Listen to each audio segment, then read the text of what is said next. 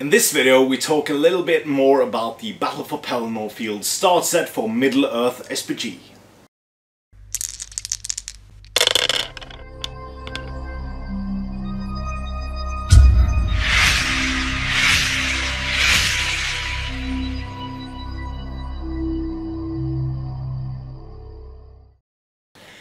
Hello and welcome to yet another video here on the YouTube channel STF Wargaming Studio. My name is Andreas Norwegian Viking and this is Wargaming News.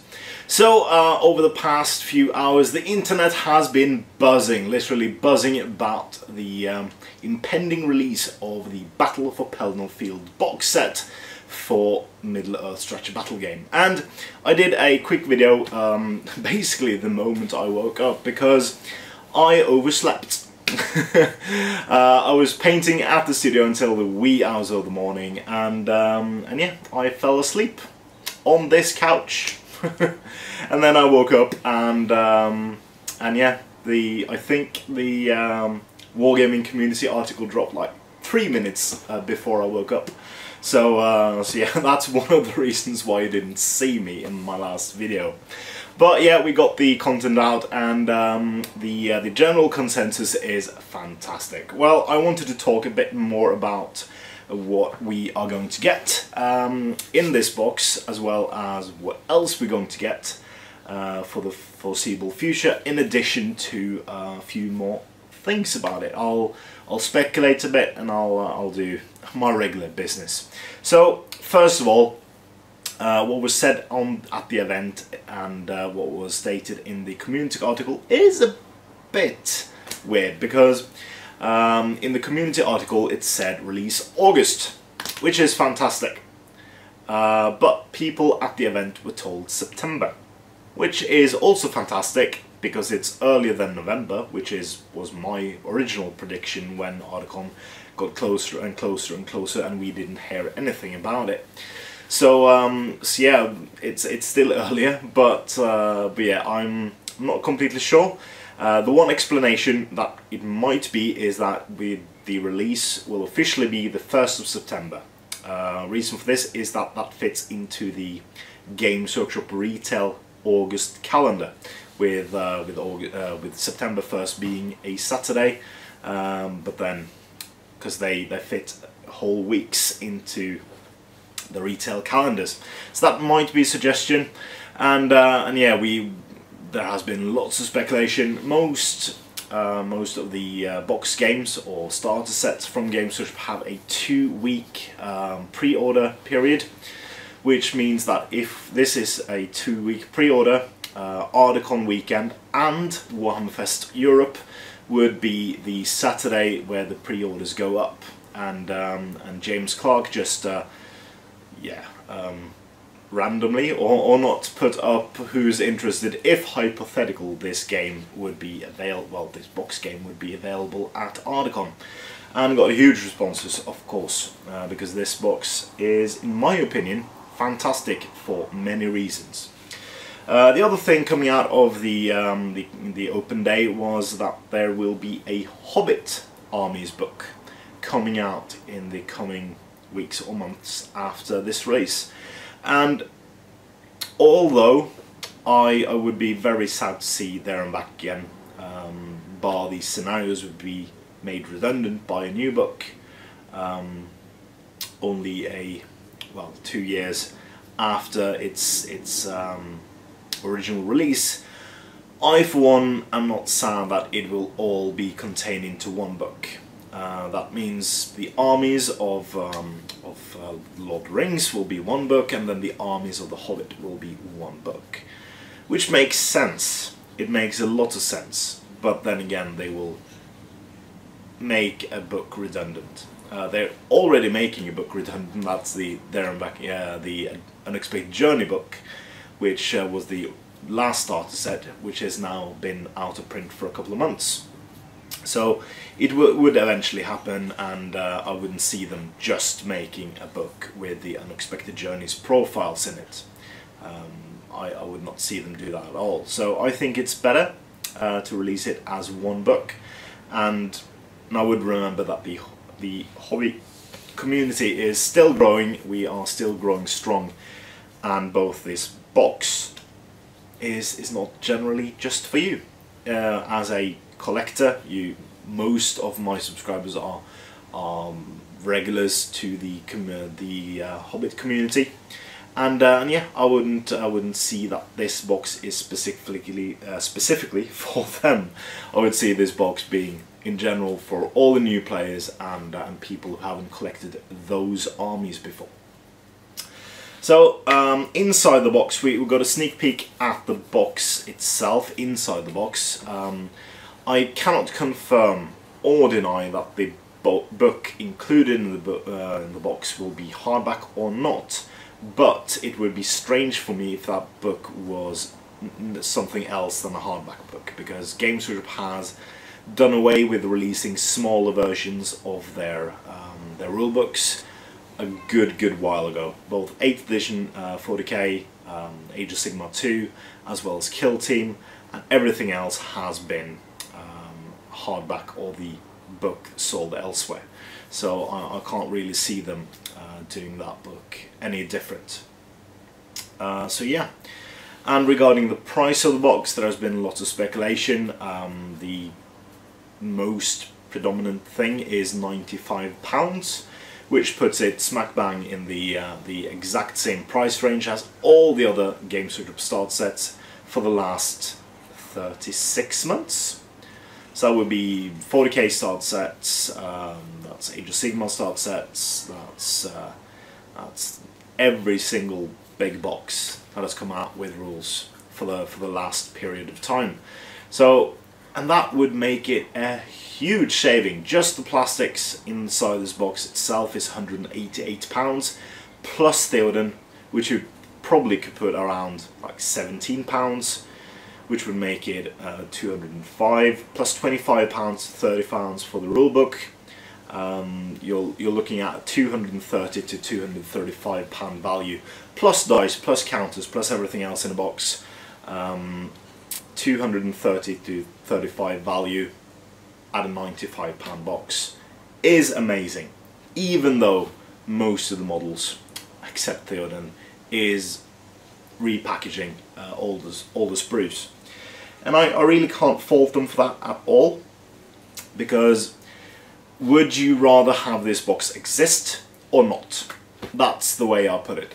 Games Workshop could, of course, redo old units, make new sprues of old units, like make new Riders of Rohan, make new stuff of that and stuff of that, and that would be fantastic. But then they would be financially beholden to their shareholders, that this box would sell 15,000 or more units to be financially viable. And even though the success of Middle-earth has been proven time and time again during the last couple of years, I'm hesitant to say that this box will sell 15,000 units. A small 2-sprue Theoden is cheaper to make. You can make more heroes as well on the same big thing, and that would make it cheaper to produce. And I think that is the way they're going. Give this box a chance, and then more boxes will arrive, either big boxes. And I really, sorry for going on a tantrum here, not a tantrum, diverging a bit, but I see this box being bolstered by expansion packs. For instance, if we are getting,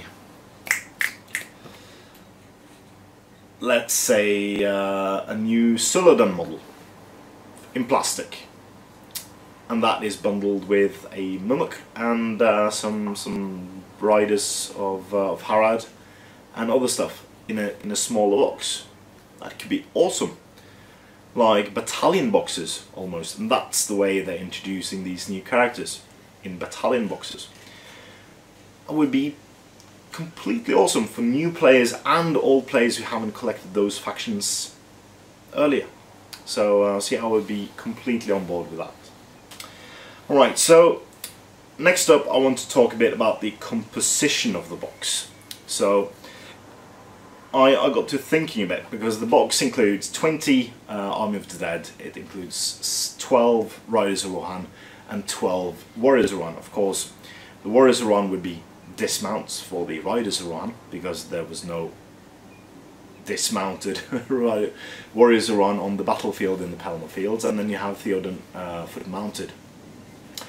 And that is one warband of warriors with Theoden, and then 20 Warriors of the Dead.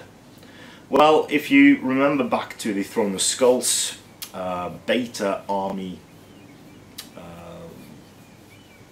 things, the Throne of Skulls rule set, which included beta tests for the Lord of the Rings era miniatures pure army special rules. That's it. You could take Armies of the Dead without a hero from 10 to 12 models, I believe.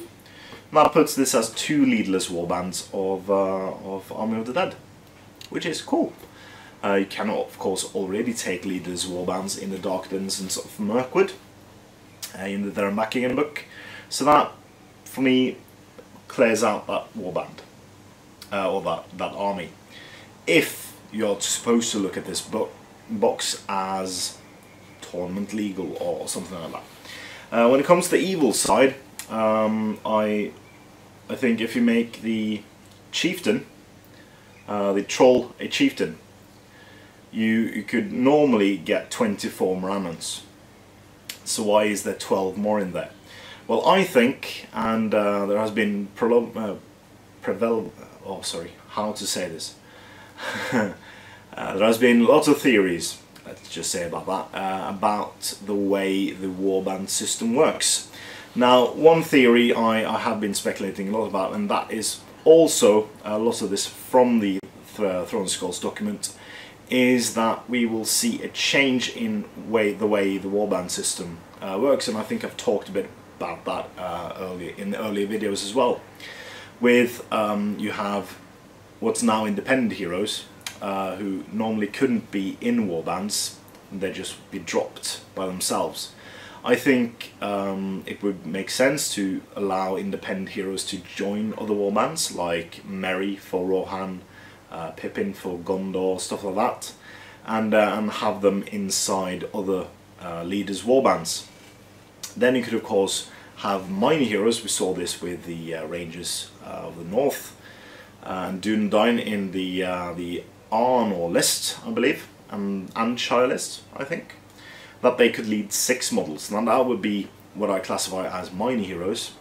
And then you could have the normal 12 regular warbands, and possibly have like higher level heroes which could lead 15, and maybe even legendary heroes which could lead 18 models, which I think classify the Witch King as a legendary model, which would then make the army of evil inside the box only have 6 Moranons too much, and you couldn't really clip a sprue in half and call that even. So yeah, that's what I think it is. So in my opinion, both armies are legal of some sort, although I wouldn't see past the possibility of Games Workshop releasing open play for the Hobbit, as well as match play, and like the new normal in Games Workshop games, where you have the matched and scenario play, and also the open play. 3 different play styles. So I wouldn't see that going past them at all. And yeah, I think this will be a fantastic box for beginners getting into the game. I think this will be a fantastic box for people who want to get these new armies, and I also think that this will be a fantastic box for those who doesn't have the troops included in this box and wants to get everything all at once. And if the price is to be believed, and the predominant price that has been bantered around is £95, I think this will be incredible value. Just like a third of the value of the box is the book itself, and then you got Theoden, that's half the value of the box, and you could probably sell off a lot of these models to friends and on trade pages, so that you get what you need out of the box, and then you shift everything off to somebody else, who then again benefits because everything will be cheap for them. So yeah, I really hope for an Ardacon release. I really hope that it will be available then, because then I can bring it home and everything is fantastic.